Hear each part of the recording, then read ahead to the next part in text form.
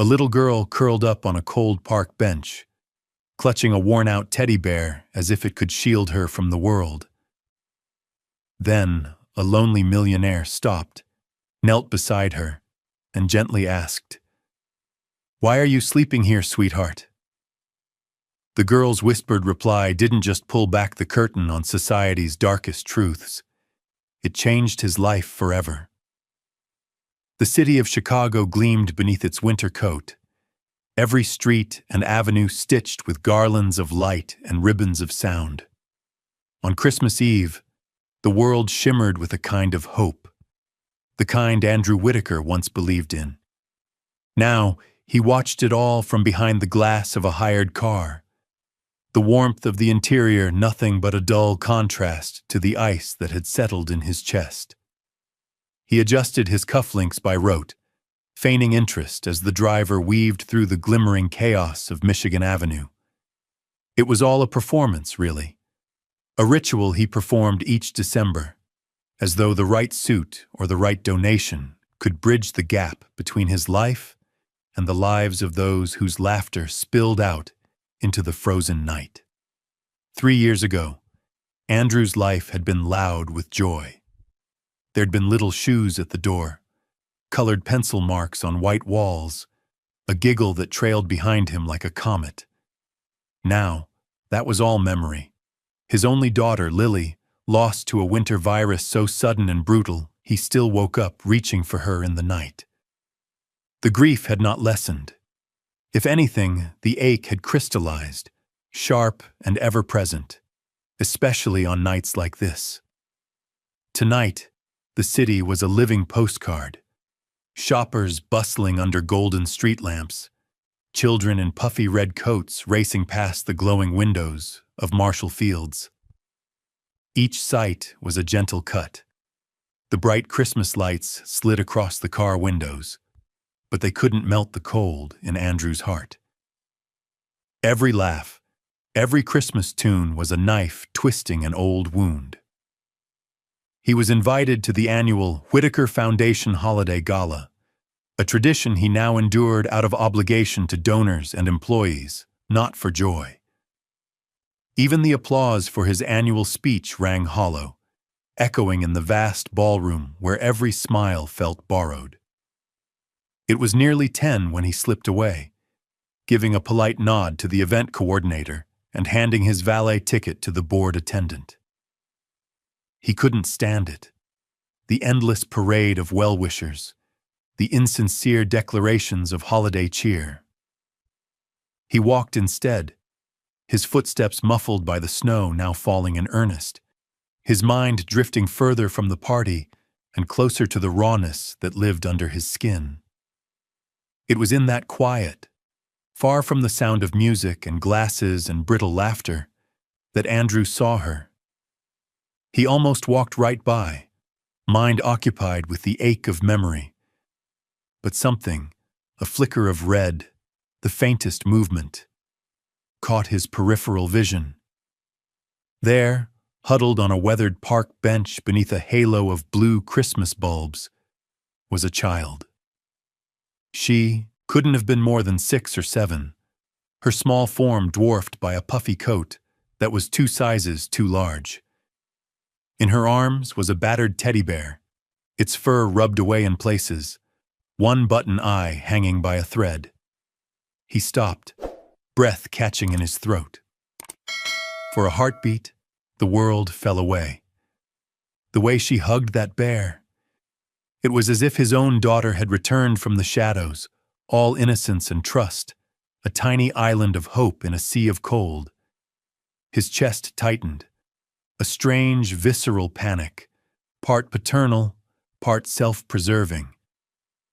He knew what it was to lose a child, and every part of him recoiled from even the suggestion of another story ending badly. He hesitated, the logical part of him whispering, "Keep walking. It's not your problem. Someone else will help." But then she shifted, drawing her knees up tighter to her chest, and Andrew's resolve shattered. His feet moved before his brain could catch up. He crouched down beside the bench, careful not to frighten her. Up close, she looked even smaller, cheeks blotched red by the cold, lips chapped and raw. The city was all but silent here, only the distant sound of a train horn and the soft rush of tires on slush. The girl barely blinked, eyes glassy, her arms clutching that bear with the strength of a drowning swimmer. "Hey there," Andrew said softly, his breath fogging in the cold. "Are you all right?" She didn't answer. He could see her shivering, tiny shoulders jerking beneath the oversized coat. His own hands were numb now, but he ignored it. He reached into his pocket for a handkerchief, not knowing what else to do. "Are you waiting for someone?" He tried again, voice gentler than he remembered it could be. Her eyes flickered toward him, pupils huge in the moonlight. For a long moment, he thought she might not speak at all.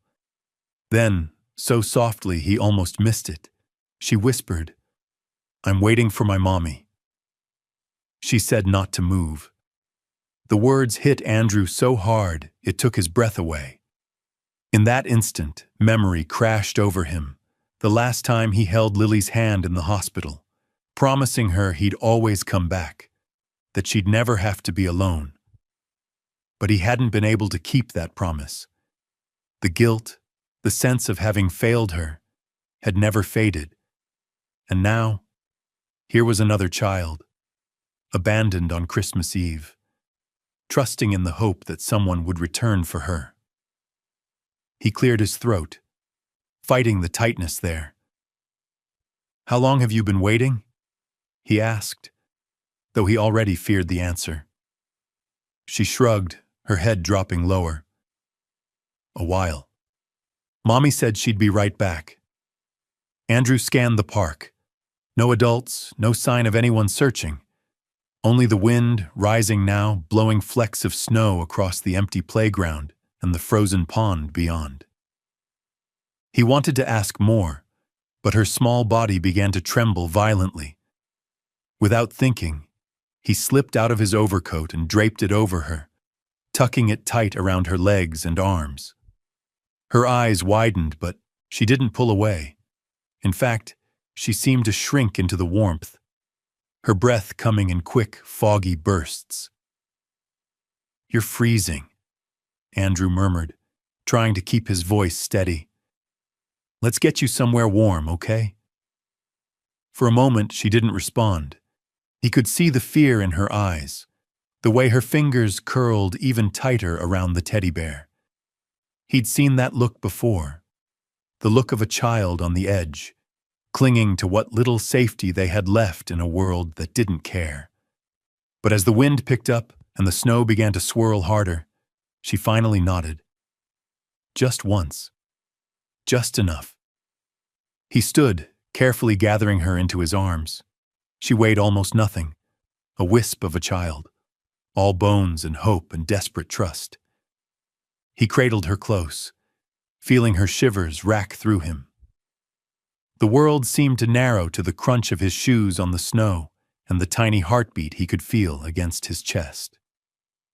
As he carried her back toward Michigan Avenue, Andrew felt something shift, a faint spark in the darkness, a memory of love, of what it meant to protect, to matter, to be needed. He didn't know what tomorrow would bring, or if he was strong enough to try again.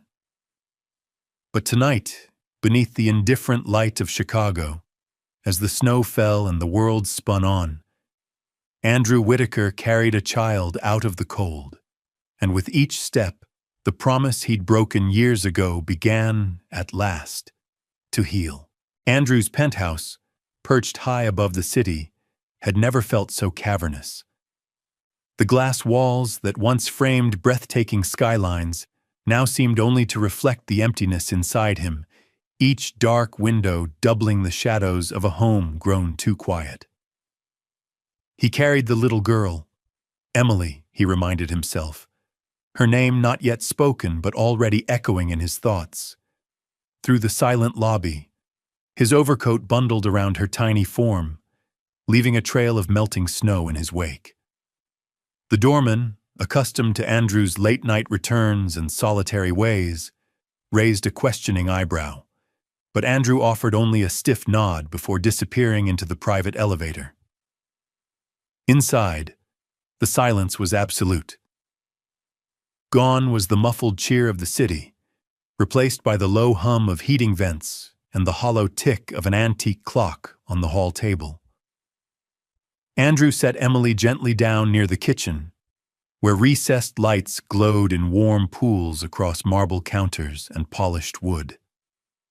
He knelt beside her, searching for any sign of trust in her wide, wary eyes. He tried to remember what to do next. Years of business school and boardrooms had trained him to handle crisis with cool detachment, but none of those skills applied to a shivering child on his kitchen floor. His hands fumbled with the cupboards, finding cocoa mix, sugar, a chipped mug that had once belonged to his daughter. Every motion was awkward, deliberate. He nearly dropped the kettle, water sloshing onto the countertop. He'd run a billion-dollar company, but his hands shook making a cup of cocoa. He fumbled with the kettle, afraid a single mistake would shatter this moment. Emily sat on a stool at the island, small hands wrapped tight around the teddy bear. Her eyes never left him, but she said nothing. Andrew felt the weight of her silence pressing against him, a silence not of peace but of uncertainty, of worlds already lost. He set the mug before her and nudged it closer. "It's hot. Careful." His voice cracked in the quiet. She took the mug with both hands, studying it for a long moment before sipping, her thin shoulders relaxing just a little. Andrew slipped into the next room and retrieved a blanket from the linen closet, draping it around her shoulders. For a brief second, her cheek rested against the soft flannel, and he saw, just for an instant, the fragile relief of a child who hadn't been warm in too long. He wanted to ask her questions. Needed to. What was her last name? Where was her mother? How long had she been alone? But each time he tried, the words died in his throat. Instead, he moved quietly around the kitchen, preparing a grilled cheese sandwich, slicing an apple, anything to keep his hands busy and his heart from breaking. The penthouse's expensive silence felt sharper than ever. Every shadow seemed to hold a memory. His daughter Lily running through the hallway, her laughter ricocheting off marble and glass, her voice drifting from the far room as she sang along to some Christmas special. Now, all that remained was the ghost of those sounds and the faint hope that he could still make a difference for someone else's child. When the sandwich was ready, he cut it in half and set it in front of Emily. She eyed the food, then him, then slowly began to eat. It was a tentative truce, a silent pact forged over crumbs and cocoa. He watched her, careful not to stare, noting the way she counted her bites, as if rationing each one for a hunger that never really left. After a while, the warmth began to take effect. Color crept back into her cheeks. Her eyes, once dull, flickered with curiosity as she looked around. The high ceilings, the art on the walls, the faint glow of the city far below. Andrew wanted to explain himself, to reassure her, but all he could manage was, "You're safe here." "I promise," she nodded, just barely. He asked softly, "What's your name?"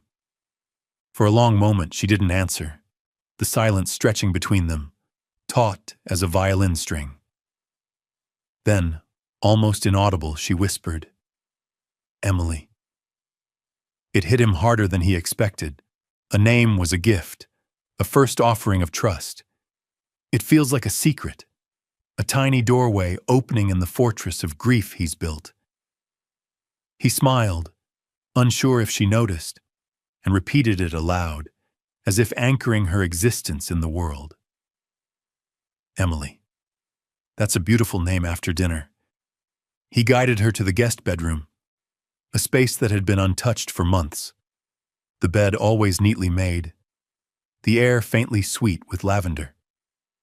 He rummaged through drawers, finding a clean t-shirt, too big but soft. "You can sleep here tonight," he said. "I'll be right down the hall if you need anything." She nodded again, slipping the shirt over her head, the hem falling nearly to her knees. Andrew lingered in the doorway. "Do you want the door open or closed?" She considered for a second, then, "Open, please." He left a nightlight glowing, its gentle blue halo casting soft shadows on the walls.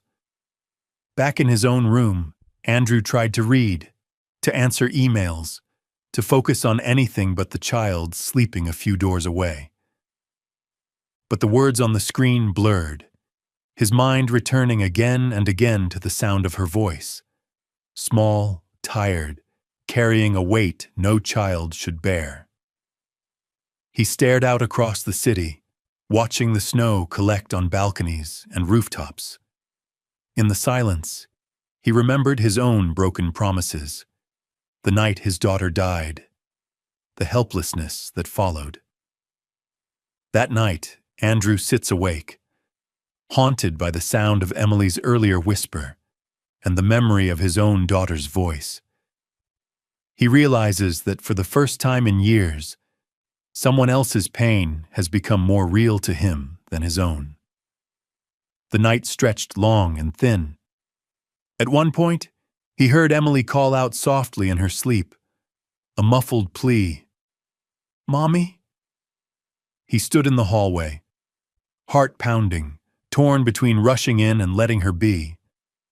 He settled on sitting outside her door, just within earshot, a silent guardian against the shadows. As the first pale light of dawn filtered through the windows, Andrew closed his eyes, exhaustion pulling him under. In that last moment before sleep, he understood. He was no longer just haunted by the past.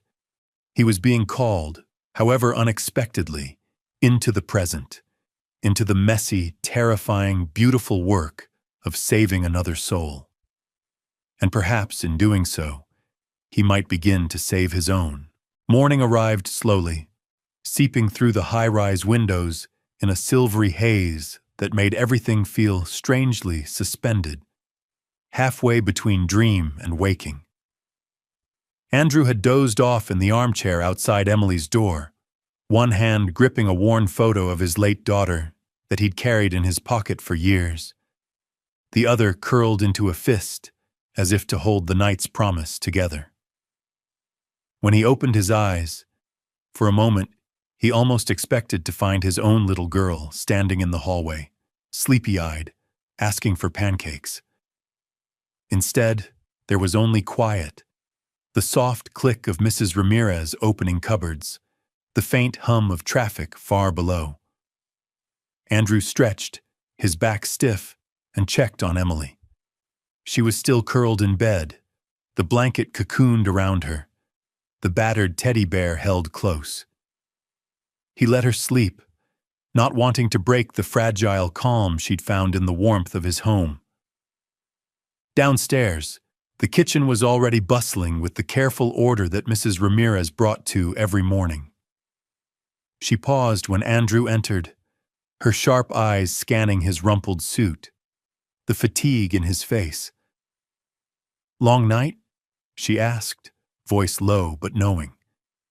Before he could answer, her gaze shifted behind him, to the small pair of shoes drying on the mat, the blanket folded neatly on the chair. Andrew didn't try to explain.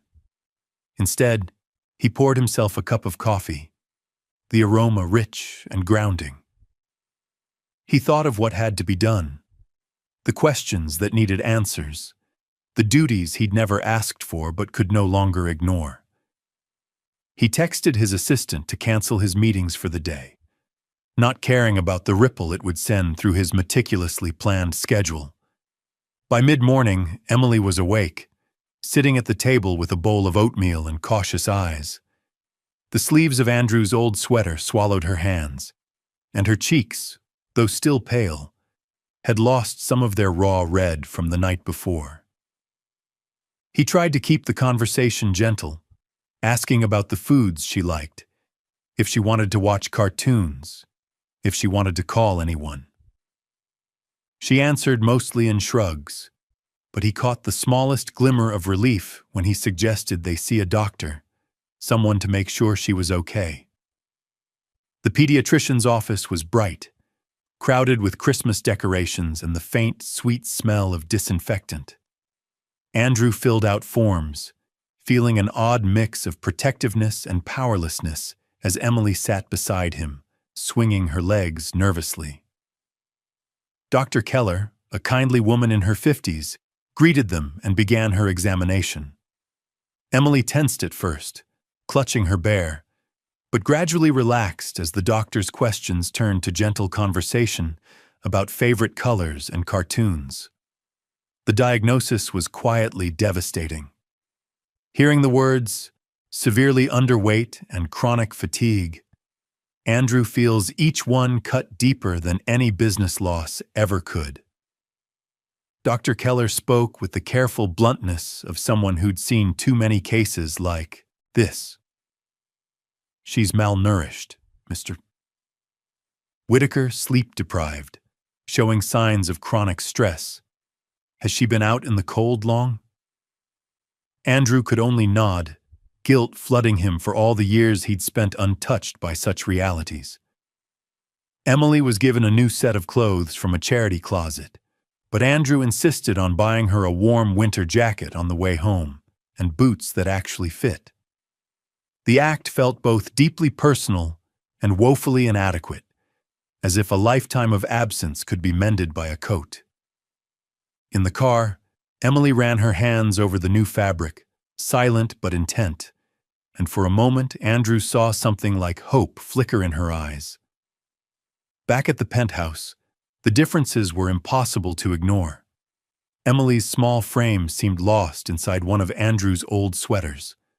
The smell of stale bakery food from her backpack, the damp, musty scent of her teddy bear, all signs of a life Andrew has never known.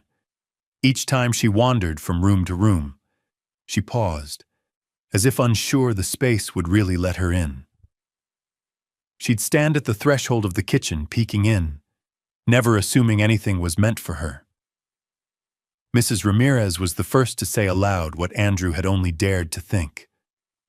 That afternoon, she cornered him in the hallway, voice lowered but firm. "You can't save everyone, sir. Be careful. This isn't just a kind act. It's a responsibility. Children get attached." Her gaze softened just a fraction as she watched Emily try to quietly help with the dishes, her hands barely reaching the sink. "Just don't make promises you can't keep." Andrew swallowed the warning, but a part of him bristled. How could he turn away now? That night, as Emily sat curled up on the sofa, her eyes fixed on a cartoon reindeer, but her mind clearly far away, Andrew dialed Child Protective Services, his chest tight with dread. He explained the situation: the girl found alone, the missing mother, the urgency of winter and the holidays. The agent on the line was sympathetic but weary. "Every shelter in the city's overflowing, Mr. Whitaker. If she's safe with you, we'll arrange a visit, but for now, she stays put. I'll check back tomorrow." It should have been a relief, but Andrew felt only the weight of a new promise, one that mattered more than any he'd made in a boardroom. He knelt beside Emily that night, tucking her in, smoothing her hair back from her brow. "You're safe here. I'll keep you safe," he whispered, as much to himself as to her. She didn't answer, but her hand reached for his, fingers clutching as if testing the truth of his words. Alone later, Andrew stood at the window, the city's skyline a river of colored lights and silent traffic. He'd spent his life insulated from pain. Now, all at once, he saw the brutal truth. Some children spend Christmas alone on park benches, waiting for someone who never comes. He remembered the moment he'd lost Lily, the feeling of helplessness, the promise to never let another child fall through the cracks if he could help it. The penthouse, which had once felt like a mausoleum, now felt like something else, a crossroads. Each step he took toward caring for Emily threatened to upend the boundaries he'd drawn around his own heart. He could no longer pretend that love or loss belonged only to the past. That night, as he drifted toward uneasy sleep, Andrew understood that the life he'd carefully rebuilt, every wall, every habit, every rule, was about to change. He was no longer just a bystander to someone else's tragedy. He was, for better or worse, part of it now. The days that followed slipped into a gentle but precarious rhythm, as if the whole penthouse was learning how to breathe again. Andrew was the first to admit he was no natural caretaker. He'd lived his life by calendars and contracts, his world ruled by predictable outcomes and precise decisions. Now, every morning was an exercise in improvisation. He'd wake to find Emily already perched at the kitchen table, legs dangling from a stool, watching the gray sky over Lake Michigan as if searching for an answer only she understood. Sometimes he'd find her softly humming to her bear, her voice so faint it seemed to blend with the sound of the heating vents. She never asked for anything. She simply existed, patient, watchful, polite in a way that only children who'd been denied too much could be. The first Sunday, Andrew decided to make pancakes. It had been Lily's favorite breakfast, a ritual that had once filled their apartment with laughter. He tried to recall the recipe by heart, but muscle memory failed him, and he ended up burning half the batter, the kitchen filled with a scent somewhere between nostalgia and failure. As a last-minute rescue, he poured the remaining batter into a cookie cutter shaped like a bear, hoping for a miracle. When he placed the lopsided, slightly charred pancake bear in front of Emily, he braced for disappointment. Instead, she giggled, a sound so light and unexpected that he nearly dropped the syrup. For a moment, it was as if a sunbeam had broken through the clouds, lighting up the dim kitchen with possibility. He smiled back, awkward and relieved. That was the first real crack in his armor, a moment he'd remember long after the pancake was gone. After breakfast, Andrew discovered that Emily loved to draw. He watched as she borrowed a notepad from his desk, clutching a stubby pencil and sketching with a single-minded focus. Curious, he peered over her shoulder. On the page bloomed an apartment door, bright blue, with the number 204 scrawled above it in wobbly lines. Beside the door was a figure, a woman in a red scarf, hair loose and wild, face turned away from the page. There was another shadow behind her, a shape less distinct, looming. Andrew's chest tightened. "Is that your mom?" he asked softly. Emily nodded. "And that's the man who scared us," she whispered, pressing the eraser hard into the shadow's head as if to wipe him away. The bear in her lap was smudged with graphite, a silent witness to everything she remembered and everything she wished she could forget. Andrew wanted to promise her that everything would be all right, but the words felt too heavy, too uncertain. Instead, he drove her to the nearest art store and bought her a box of colored pencils, a sketch pad with thick, creamy paper, and a tin of watercolor paints. When he handed her the bag, she stared at it as if unsure it was really hers. "For you," he said, clearing his throat. "So you can draw whatever you want." That night, she painted quietly in the sunroom while Andrew answered emails nearby. As the winter sun faded and the city lights came alive, he felt the boundaries of the penthouse shifting, the cold corners warming with color and presence. The next day, Emily woke up with a fever. Her cheeks were flushed, her eyes glassy. Andrew panicked, his mind ricocheting between dread and helplessness. He called Dr.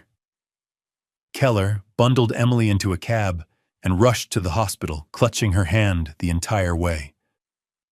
The waiting room was a blur of fluorescent lights and hushed voices, the air tinged with antiseptic and anxiety. He sat with Emily in his lap, brushing her hair back, whispering stories about the city's tallest buildings and the secret parks hidden between skyscrapers. When the doctor finally reassured him it was only a mild virus, Andrew let out a breath he hadn't known he was holding. He called his assistant and canceled his afternoon meetings, not bothering with an explanation. For the first time in decades, business wasn't his priority. Emily was. They returned home in the early afternoon. Emily, exhausted, drifted to sleep on the sofa, her new bear-shaped pancake plate clutched to her chest. Andrew sat at the foot of the couch, guarding her dreams. Later, as he cleaned out her old backpack, Andrew found a crumpled bakery bag and a small tin of ointment, nearly empty. He hesitated, unsure if he should throw them away, but when Emily noticed, she simply nodded. "You can," she said quietly. "I don't need them anymore." There was no fear, no instinct to snatch it back. Instead, she trusted him, in a way she'd never trusted an adult before. As the days blurred together, the penthouse became a place of gentle rituals, drawing in the sunroom, quiet breakfasts, warm cocoa before bed. Some nights, Emily would curl up beside Andrew on the sofa, her head nestled into his arm as they watched cartoons. Other nights, he'd find her asleep in the guest room, the bear tucked under her chin, her breath soft and steady. More than once, he sat outside her door in the dark, listening for nightmares, for memories that might chase her from sleep. Each time she called out, he was there, silent but present. In tiny increments, trust grew between them. Emily started humming as she drew. She asked Andrew for extra syrup, for a new color of paint, for more stories about the city. Each request was a step closer, a declaration that she was willing to believe in something as fragile as safety. One evening, as snow piled silently on the balcony, Emily curled up with Andrew and watched the lights of the city flicker on. "Will you always be here?" she asked, voice tentative, hope and fear wrestling in her chest. Andrew paused, the answer coming from somewhere deep inside. "I'll do everything I can, Emily. I promise it wasn't perfect, and it wasn't forever, but it was honest." That night, as Emily drifted off to sleep with her head on his arm, Andrew stayed awake, watching her breathe, listening to the rhythm of a home coming back to life. He didn't want to break the fragile peace that had settled over his world, and for the first time in years, he believed he might be strong enough to keep it. It was remarkable how quickly the penthouse began to transform, the cold and sterile quiet gradually displaced by new rhythms of ordinary, imperfect living. Once it had felt like a mausoleum, a high-rise monument to Andrew's loss, every gleaming surface untouched, every room dim and echoing. Now, faint trails of crayon marked the dining table's edge, a child's jacket hung from the banister, and the soft clatter of cartoon theme songs drifted through the hallways. Mrs. Ramirez soon learned to check for stray socks beneath the sofa cushions, and discovered, to her own surprise, that she didn't mind the faint, lingering aroma of fresh-baked cookies replacing her meticulously chosen air fresheners. Emily, too, was changing. Her laugh came more easily. The bear, while never far from reach, was sometimes left aside as she drew elaborate stories in watercolor. Once, a picture of herself, Andrew, and a faceless woman with a red scarf, standing together beneath a tree, blooming with impossible rainbow-colored blossoms. Emily's presence was everywhere, filling spaces that had ached for meaning since the day Lily was lost. Andrew felt the change inside himself most sharply in the quiet moments.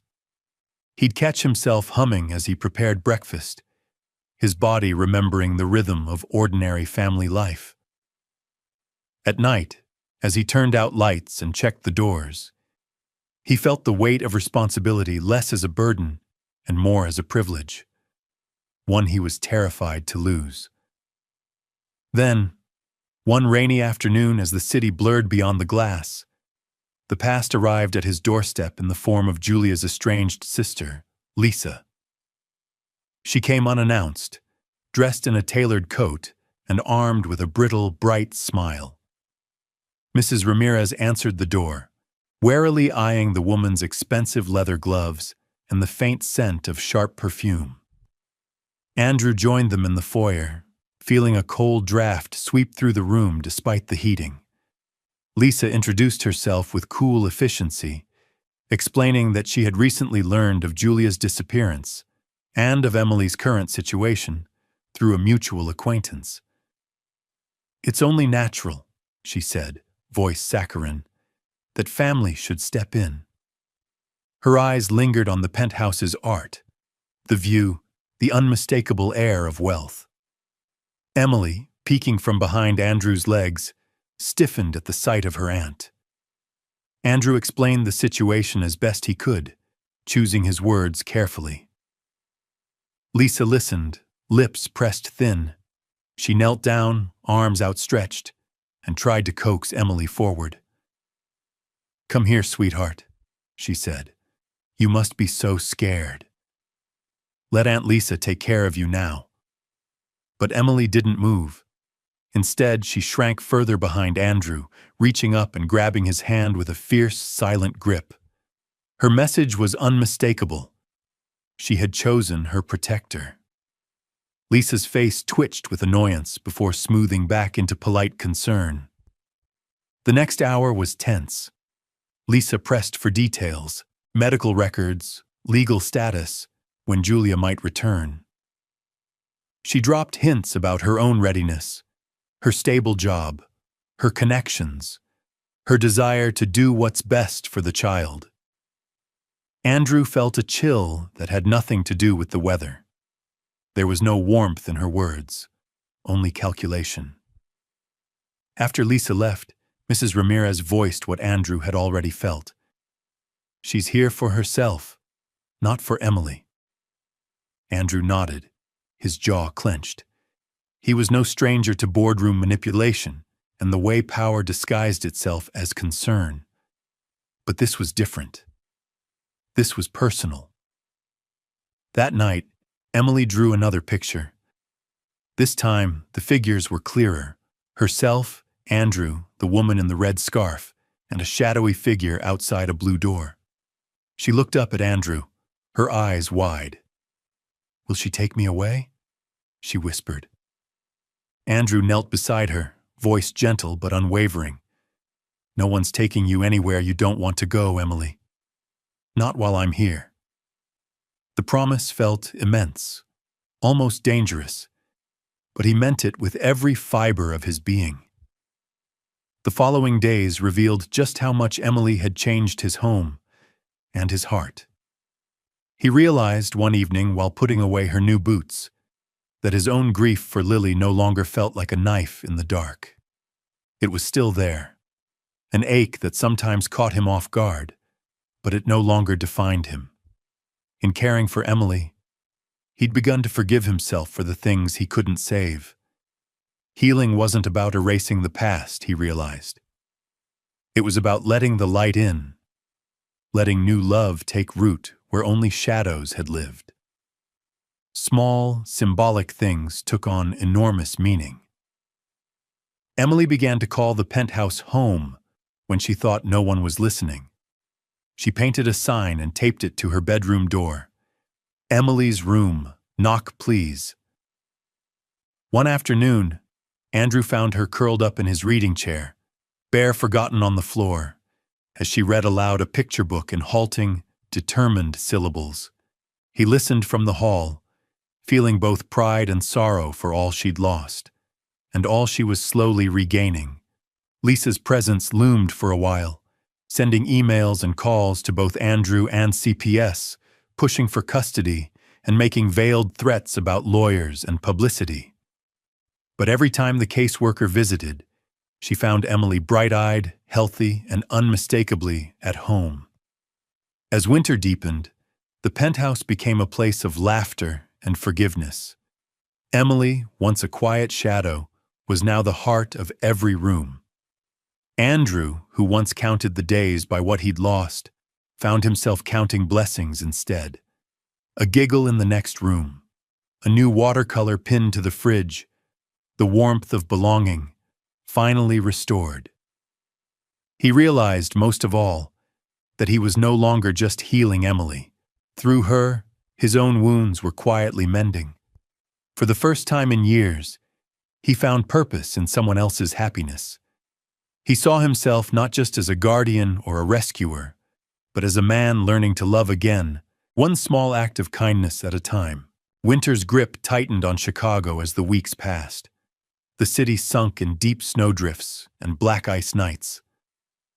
The penthouse, once a shelter from the world, now felt like a fortress under siege, by the unknown, by paperwork and lawyers, by the quiet terror that Emily might be taken away.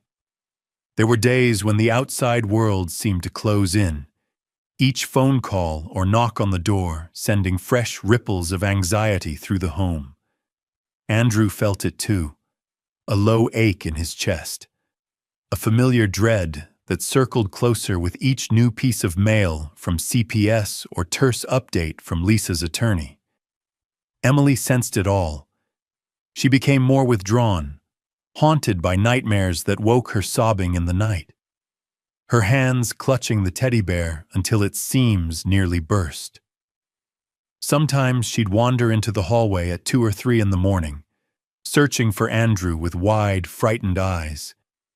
He'd sit with her, gently stroking her hair, whispering that she was safe, that he was there, even when neither of them truly believed it.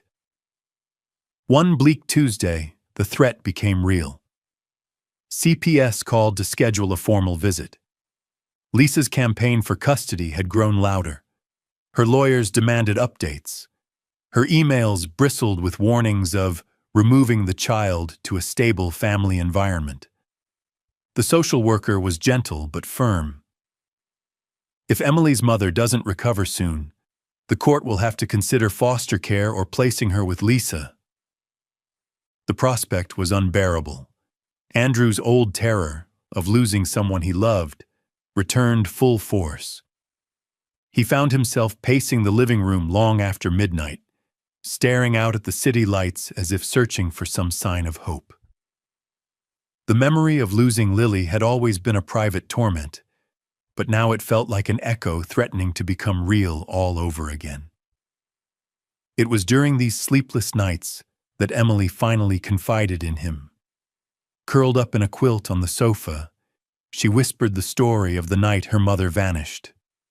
Her voice trembled as she described a man who had followed them for days, a face she never saw but always felt, and the hurried instructions from her mother.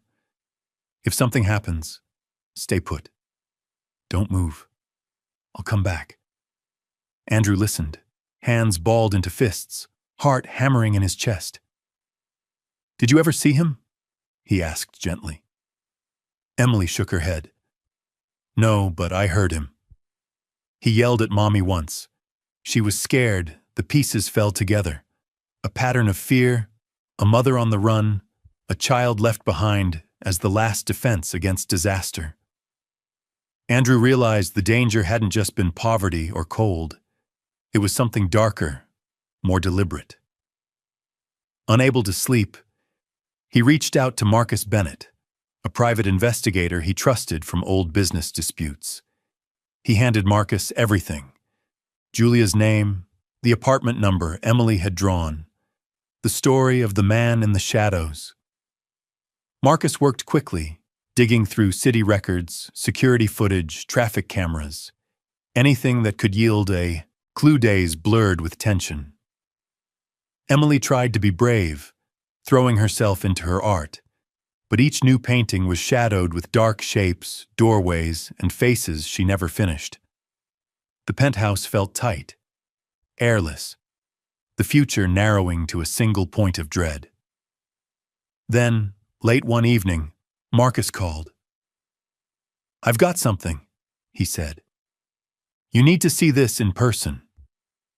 Andrew drove to the private investigator's office, his knuckles white on the steering wheel, a sense of foreboding so sharp it made his teeth ache. Marcus pulled up a series of grainy videos, traffic cam footage from the night Julia disappeared. In one clip, a woman matching Julia's description walked briskly along a deserted block, glancing over her shoulder, clutching a red scarf around her neck. Seconds later, a dark sedan rolled up behind her, its headlights flashing just before accelerating. The car struck her, sent her sprawling to the icy curb, then sped off. The license plate was clear. The registration traced directly to Julia's ex, an abusive man she'd left months before. Andrew watched, jaw clenched, a sick heat rising inside him. Julia Lane's accident was staged. It was attempted murder. The sense of helplessness he'd felt after Lily's death transformed into rage, a cold, steady resolve. "Call the police," he said, voice barely above a whisper. "Give them everything." He returned home to find Emily awake and anxious, a half-finished drawing on the table.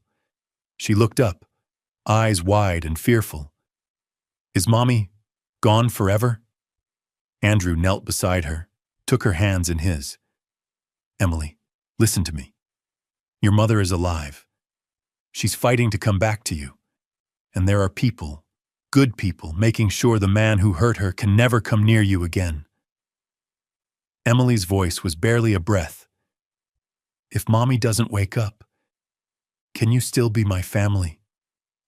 The question tore through him. All the old guilt, all the years of blaming himself for Lily's death, every moment he'd wished for a second chance. It all converged in that one moment. He wrapped Emily in his arms, holding her tight. "I'll always be here for you. I promise." The words came out fierce and trembling, a vow not just to her, but to the man he wanted to become. The father, the protector, the one who didn't run away from pain. That night, as snow battered the penthouse windows and the world seemed locked in darkness, Andrew sat awake by Emily's bedside. He was no longer just a bystander. He was a father, a protector, a man who refused to let another child suffer as he once had. And as Emily finally slept, clutching his hand, Andrew felt, for the first time since Lily's death, a fragile but undeniable hope rising in his chest. This battle wasn't over, but he would not lose. Not again. The first sign that the nightmare was ending came with a phone call on a snowbound morning. The world outside muffled and blanketed in white. Andrew answered on the first ring, the voice on the other end brisk and determined. It was Detective Marcus, a man whose patience and steady hand had been the backbone of the investigation for days. "Mr. Whitaker, we have him in custody. Julia's ex will be arraigned for attempted murder, child endangerment, and several other charges. Your investigators' evidence sealed it." Andrew let out a long breath, shoulders sagging, a storm of tension easing from his frame. For weeks, fear had ruled his home. Every knock at the door a possible threat. Every official letter a warning that Emily could be lost to him at any moment. Now, for the first time, there was a flicker of safety, of real justice. He found Emily in the sunroom, tracing watercolors across the page, painting a house with an impossibly large window. Her drawings had grown brighter lately. Sunshine yellow, sky blue, little bursts of red for courage. She looked up as he entered, her eyes searching his for news. He sat beside her and took her hand. "They caught him, Emily. The man who hurt your mom. He's gone. He can't hurt you or your mom ever again." She let out a shaky breath, relief and disbelief tangled together. "So, is Mommy coming home?"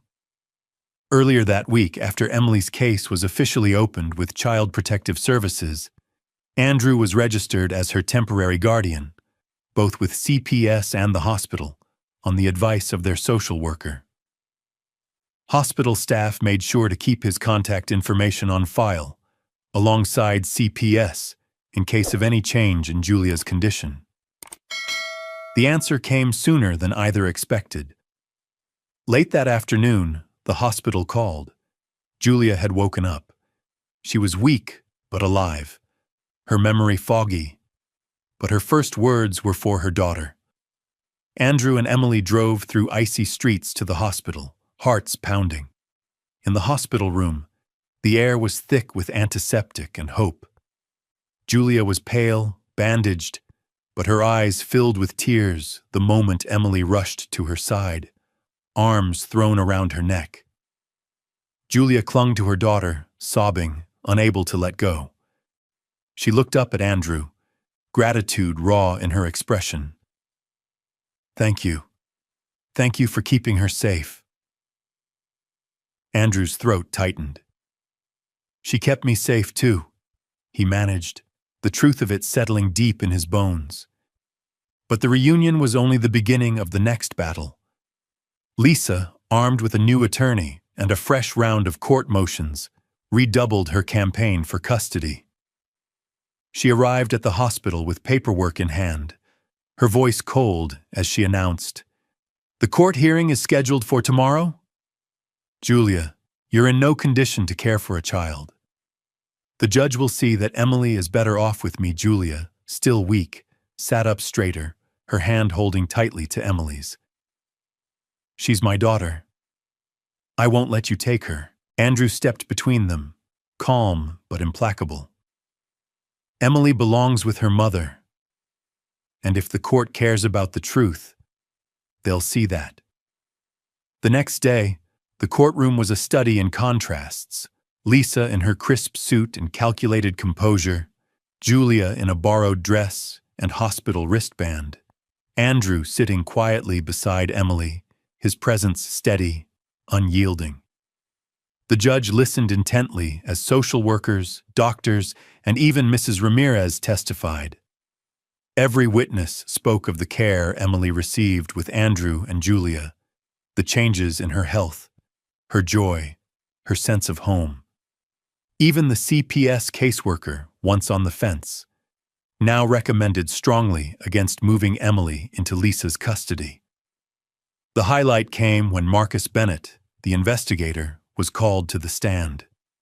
He described in detail the evidence he'd gathered, the footage that proved Julia's accident was orchestrated, the pattern of threats and violence. The judge's face darkened at the mention of Lisa's manipulations and her lack of genuine care. Finally, Julia herself spoke, voice still trembling but clear. "I've made mistakes. I was afraid, but my daughter is my whole world. I was trying to protect her, not abandon her.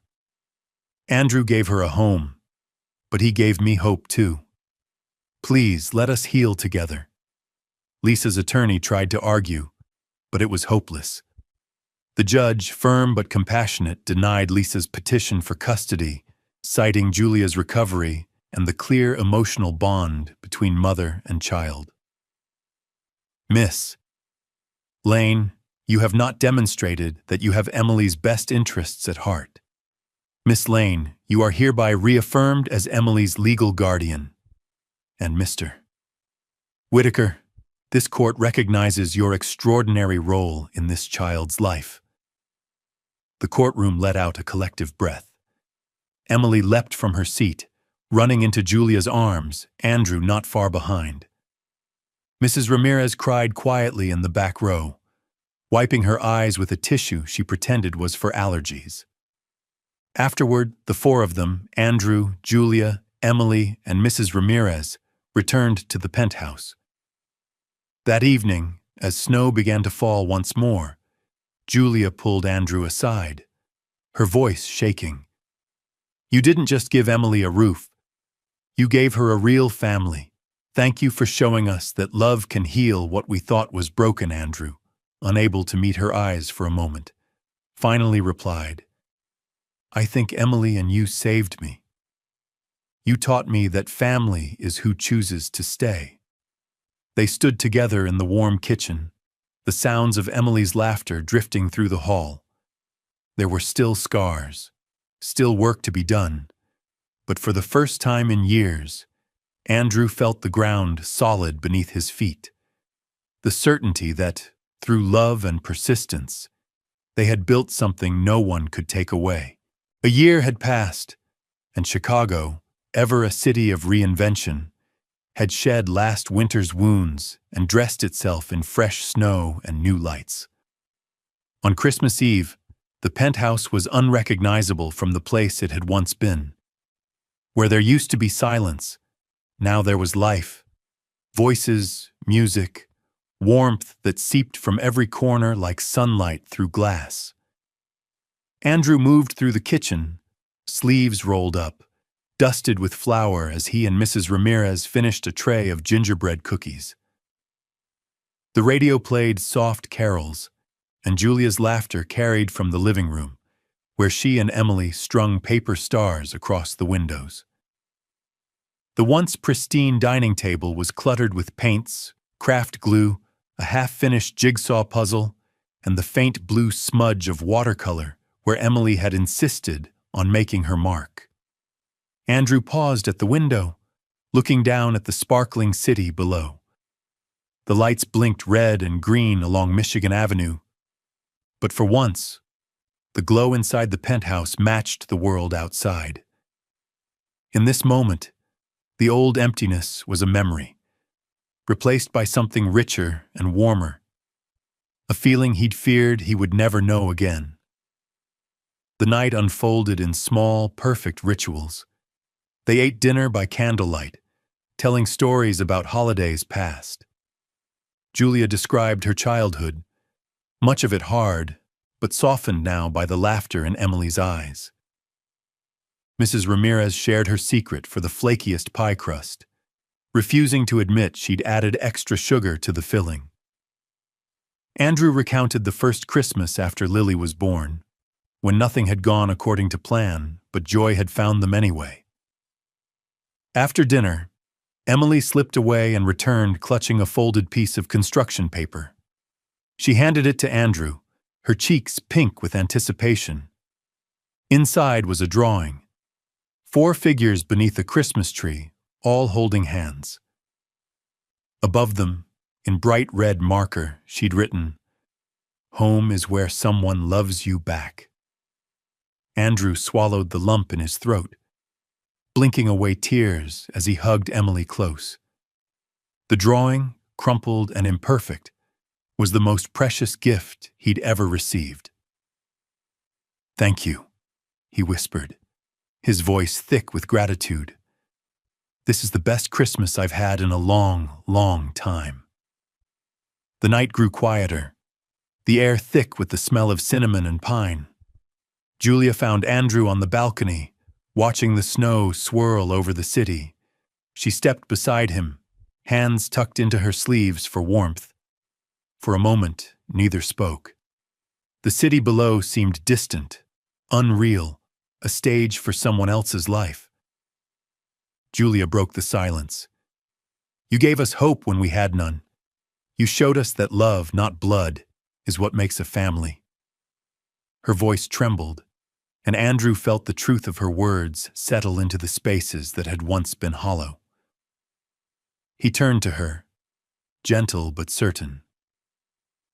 "You both gave me the greatest gift, reminding me that sometimes the family we build from kindness is the family that saves us. Inside, Emily and Mrs. Ramirez danced around the tree, spinning in circles to an old song that only half of them remembered. The room was aglow with light, reflected off tinsel glimmering from the tree, shining in their eyes. Laughter filled the air, not loud, but steady and real. There was no more fear at the door, no more dread in the shadows. Later, as the evening drifted toward midnight, they gathered in the living room for one last ritual. Emily placed her drawing in a frame and set it on the mantel above the fireplace. She looked at Andrew, her eyes full of trust and something like pride. "It's ours now," she said. "Our home." Andrew knelt beside her, resting a hand on her shoulder.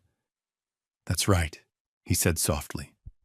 "Ours, forever." The final moments of the night were quiet. Snow fell outside, soft and slow, blanketing the city in silver. Julia sat beside Andrew, her hand finding his in the gentle way of someone who had learned the value of presence over words. Mrs. Ramirez sipped her tea, smiling to herself, the memory of old sorrows softened by the reality of new joy. As midnight neared, Emily pulled both Andrew and Julia into a hug, burying her face between them, laughter and tears mingling in the hush. They held her close, arms around each other, the warmth of their small family radiating out into the darkness. Through the window, the city shone, lights bright, hearts beating, every promise fulfilled. Andrew watched the snow swirl past the glass, and for the first time, the pain he'd carried for so long was simply part of the story. Not the end, but the beginning. Here, in this room, beneath the Christmas lights and the quiet strength of chosen love, they had built something no winter could ever take away. A home, a family, and the hope that even when everything feels lost, kindness can change the course of a life, and maybe, just maybe, heal the world. If this story touched your heart, even just a little, we invite you to stay with us. Because here at Restoring Tales, every story reminds us that love, kindness, and second chances still exist. There are more tales waiting, of resilience, of hope, and of quiet heroes among us. So if you believe in the healing power of love and the beauty of life's small moments, be sure to subscribe to Restoring Tales and turn on notifications, because the next story might be the one your heart's been waiting for. Thank you for watching, and we'll see you in the next story.